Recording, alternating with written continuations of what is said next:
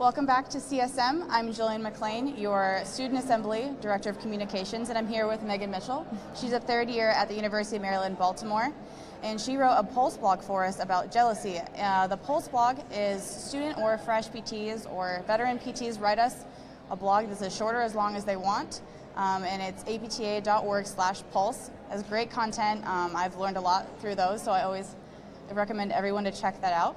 So Megan, what made you want to write a Pulse blog about jealousy in PT school?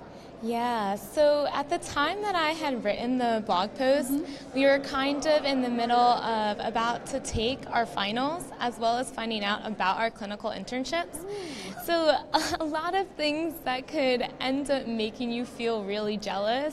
And so I had just remembered feeling so frustrated and I guess just annoyed with myself on how I was feeling because you don't want to feel this way towards your classmates and in general. And so I started looking into different books and listening to podcasts, and the tips that I had learned, it really resonated with me, and I felt as if other people would benefit as well, because there's no way that I was the only one feeling this way. Not at all. I think everyone at some point has experienced feeling jealous in PT school.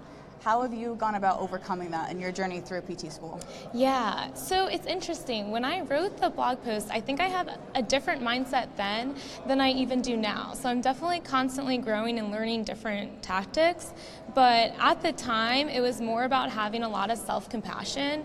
I was very hard on myself, and so just learning to accept how things are and to almost be gentle with it. It was okay if this is how I was doing, because how someone else was doing it had no reflection on what I was doing. Them getting a 90 didn't cause me to get an 88. That was on me.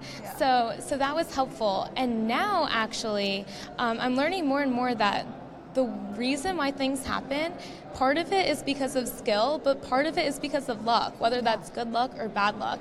So now taking more time into thinking of why outcomes happened, it helps me to realize whether my feelings, and it doesn't have to be so much jealousy, but whether my feelings are valid and feeling disappointed in myself, and then I can come up with a solution based off of that. If that makes sense. For other people that might be having the same jealousy feeling and they don't know how to overcome it, what are some tips or something you've done to help them overcome this jealousy in PT school? Yeah. So one, don't ask your classmates what they got on an exam. It doesn't matter and it doesn't help at all. So I don't know. I just wouldn't do it.